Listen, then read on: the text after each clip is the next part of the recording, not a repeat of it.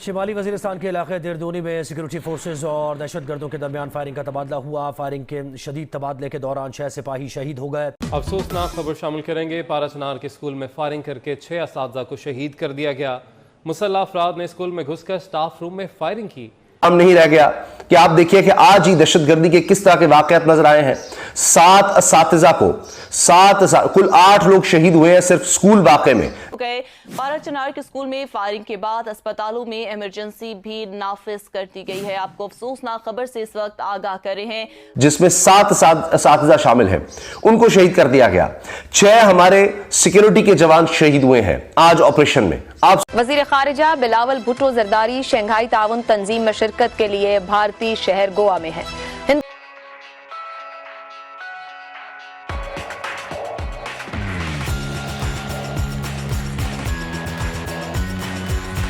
ہمیں کنسیڈریشن رکھنی پڑتی ہے ہماری پولیٹیکل کہ پیچھے ملک میں اگر میں کوئی اپنی جو حدود ہیں ان سے آگے بڑھ کے نظر آتا ہوں کچھ کرتے ہوئے تو ہندوستان اس وقت 8 رکنی شنگھائی تعاون تنظیم کی سربراہی کر رہا ہے۔ شنگھائی تعاون تنظیم 2001 میں قائم ہوئی، جس کا مقصد ایشیا میں سلامتی اور ترقی کے لیے تعاون کو فروغ دینا ہے۔ اس اجلاس میں پاکستان کے وزیر خارجہ بلاول بھٹو زرداری پر سب کی نظریں ہیں۔ بلاول بھٹو زرداری 2011 کے بعد پاکستان کے پہلے وزیر خارجہ ہوں گے جو بھارت کا دورہ کر رہے ہیں۔ پاکستان کے لیے شنگھائی تعاون تنظیم کی اہمیت اس لیے زیادہ ہے کیونکہ تاریخی طور پر اس تنظیم میں چین اور روس کا بھرپور کردار رہا ہے۔ عالمی اور کئی علاقائی تنظیمیں جہاں ہندوستان اور پاکستان دونوں ہی شامل ہیں، اسلام آباد کی حیثیت کمزور فریق کی رہتی ہے کیونکہ نئی دہلی ایک طاقتور رکن کے طور پر ان تنظیموں میں موجود ہوتا ہے۔ پھر میری پولیٹیکل پوزیشن پیچھے پارٹی پہ وہاں پہ ایک نیگیٹو طریقے سے استعمال کی جاتی ہے۔ وہی پولیٹیکل پارٹیوں اپوزٹ پولیٹیکل پارٹیز اس کو استعمال کرتی ہیں۔ ابھی آپ دیکھیے بلاول بھٹو صاحب گئے ہیں تو آپ کو فواد چودھری کا ایک بیان نظر آتا ہے، چاہے شاہ محمود قریشی صاحب نے اس سے ایگری کیا کہ جانا چاہیے تھا، اور میں بھی سمجھتا ہوں کہ بالکل بہت اچھا کیا جا کے، کیونکہ ہمیں اپنے آپ کو اس طریقے سے دنیا سے علیحدہ اور آئسولیٹ نہیں کرنا چاہیے۔ لیکن ہوتا کیا ہے کہ جب یہ جائیں گے اور اگر ان کے دل میں چاہ بھی رہی ہو یا ایسا موقع ہو جہاں پر کہ ہم اپنے ایک بریک تھرو کر سکتے ہیں، جیسے کہ برف پگھل سکتی ہے، کوئی معاملات کو بات چیت بڑھ سکتی ہے، کیونکہ اس کا نقصان نہ بات چیت کرنے کا ہمیں زیادہ ہو رہا ہے، تو اگر وہ ہو سکتا ہے تو اس کے لیے ظاہر ہونا چاہیے تھا، لیکن وہ کیوں بڑھتے یہ ایسا کرتے نظر نہیں آئیں گے، کیونکہ ان کو اپنے پیچھے دیکھنا پڑتا ہے کہ کس قسم کا احساس یا کس قسم کی بات چیت کی جا سکتی ہے۔ ایک تو یہ بات ہوگی۔ دوسرا، پاکستان کی جو سیاسی گورنمنٹ ان پلیس ہے وہ اب تو بھی ڈاماڈول ہے تھوڑی سی۔ ملٹری کے اندر جو چینج آف کمانڈ ہوئی ہے وہ بھی بڑی ریسنٹ ہے۔ جب تک یہ دونوں جو قوتیں ہیں پاکستان کی یہ اپنے طور پر تھوڑا ذرا اپنے پاؤں جما نہیں لیتی، ہمارے ہاں پولیٹیکل گورنمنٹ الیکشنز کے بعد چاہے یہی واپس آئیں، اپنے آپ کو زیادہ ایشورڈ محسوس کریں گے، اور ملٹری کو اتنا تھوڑا سا ٹائم چاہیے ہوتا ہے اپنے آپ کو اسٹیبلش کرنے کے لیے، نئی لیڈرشپ نئی کمانڈ کو۔ میرا خیال اس وقت تک آپ کو کوئی بہت بڑا بریک تھرو یا انیشیٹو ہوتا ہوا نظر نہیں آتا۔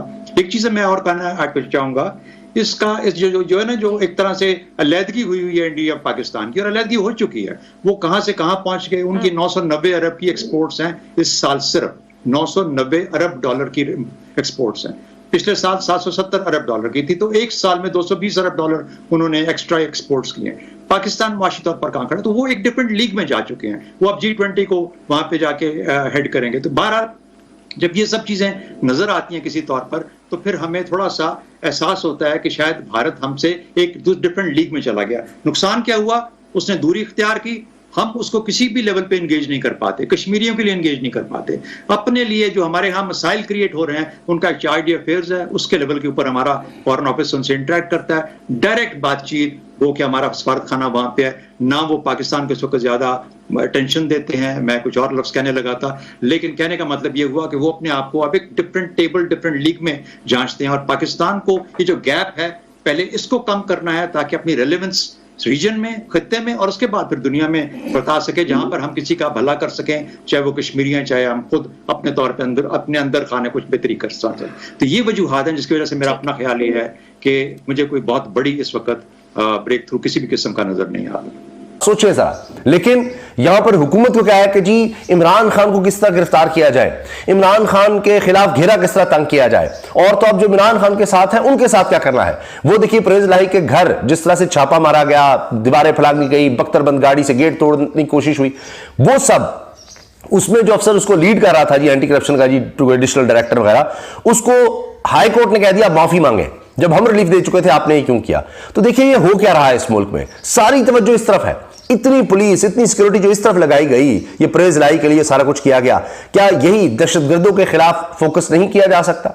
बहरहाल जनाब, आज जो बड़ी समाअत थी, बड़ा केस था, जिसके लिए इमरान खान साहब व्हील चेयर पर होते हुए डॉक्टरों की रिकमेंडेशन के खिलाफ 10 दिन के आराम का डॉक्टर्स ने कहा था, उन्होंने कहा नहीं जाना पड़ेगा, और बहुत ज्यादा झुंझलाहट में भी नजर आ रहे थे कि जी बताएं कौन सा केस जाली है, लेकिन ये डिनाई नहीं कर सके आज अदालत में कि जी 140 मुकदमात है इमरान खान साहब पर, 140 मुकदमात।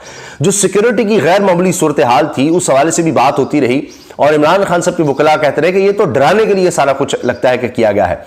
बहरहाल बड़ी खबर ये सामने आई कि इमरान खान साहब को रिलीफ मिला है। 9 केसेस थे, सोचिए एक ही अदालत में 9 केसेस थे, 7 में उनको 10 दिन के लिए जमानत मिली है, और 2 में मंगल तक 9 मई तक के लिए उनको जमानत मिल सकी है। और केसेस भी क्या है जनाब, आप देखें तो क्या कहें, रोना भी आता है, हंसी भी आती है। रोना इस बात का कि इस मुल्क में अब और कोई पुलिस राय के मुताबिक शहीद असातिज़ा मैट्रिक इम्तिहानी ड्यूटी पर तैनात थे। अफसोसनाक ये वाक़या पेश आया है पाराचनार के स्कूल में, जहां पर फायरिंग करके 6 असातिज़ा को शहीद कर दिया गया है। मुसल्लह अफराद ने स्कूल में घुसकर स्टाफ रूम में फायरिंग की। पुलिस राय के मुताबिक शहीद असातिज़ा मैट्रिक इम्तिहानी ड्यूटी पर तैनात थे, जिनको निशाना बनाया गया है। अफसोस बिलावल साहब के दौरा भारत, हाँ जी बिलावल साहब दौरा भारत जा रहे हैं। एक तरफ शहबाज शरीफ साहब गए हैं, जनाब किधर गए हैं, बरतानिया, दूसरी तरफ वजीर खारजा जा रहे हैं उधर आपके भारत। क्या वो पाकिस्तान का भारत जाना जरूरी था? बिलावल भुट्टो वीडियो लिंक पर भी शिरकत कर सकते थे। और अच्छा, फवाद चौधरी साहब ने भी इस हवाले से ट्वीट किया, वो लिखते हैं कि बिलावल भुट्टो वीडियो लिंक पर इजलास में शिरकत कर सकते थे, लेकिन मोदी की मोहब्बत में इन हुक्मरानों के लिए कश्मीरियों पर मुजालिम और मुसलमान अकलीतों के साथ जुल्म की कोई अहमियत नहीं।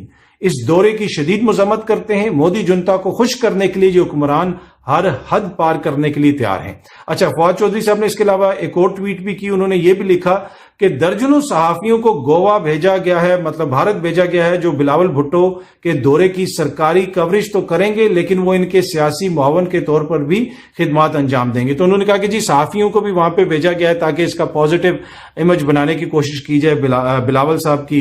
पर बिलावल साहब का जो दौरा भारत है उसके ऊपर ये इतराज है कि जनाब भारत से कितने लोग यहाँ पे आते हैं, हमारे तो खिलाड़ियों को वहां पे आईपीएल में शिरकत करने की इजाजत नहीं दी जाती, तो बिलावल को ऐसी कौन सी आफत आई हुई है कि उसका वहां पे जाना जरूरी है। ठीक है, बहुत अगर आपने शिरकत करनी है तो आप कर लें जनाब, वीडियो लिंक के जरिए कर लें, लेकिन ये कैसे हो सकता है कि कोई सैर सपाटे का मौका हो या कोई ऐसा जो है ना मौका मिले और बिलावल जो है उस मौके को अवेल ना करें। तो इस मौके को भी अवेल करते हुए जनाब भारत तो जरूर बिलावल साहब जाएंगे। अफसोसनाक खबर आपको देंगे शमाली वजीरिस्तान से, जहां दरदूनी में फोर्सेज और दहशतगर्दों में फायरिंग का तबादला हुआ। आईएसपीआर के मुताबिक पाक फौज के 6 जवान बहादुरी से लड़ते हुए शहीद हो गए। फौजियों ने मौसर तरीके से दहशतगर्दों को ठिकाने का पता लगाया और 3 दहशतगर्दों को जहन्नुम वासिल किया। दीगर 2 जख्मी हुए। फायरिंग के शदीद तबादले के दौरान 6 बहादुर सिपाहियों ने लड़ते हुए जामे शहादत नोश किया। शहीद होने वाले हवलदार सलीम खान का ताल्लुक टांग से, जबकि नायक जावेद इकबाल का ताल्लुक कोहाट से, सिपाही नजीर खान का ताल्लुक बनू से, सिपाही हजरत बिलाल का ताल्लुक जिला मर्दान, सिपाही सैयद रजब हुसैन डिस्ट्रिक्ट और औरंगजई और सिपाही बिस्मिल्लाह जान जिला खैबर के रिहायशी थे। इलाके में दहशतगर्दों के मुकम्मल खात्मे के लिए ऑपरेशन जारी है।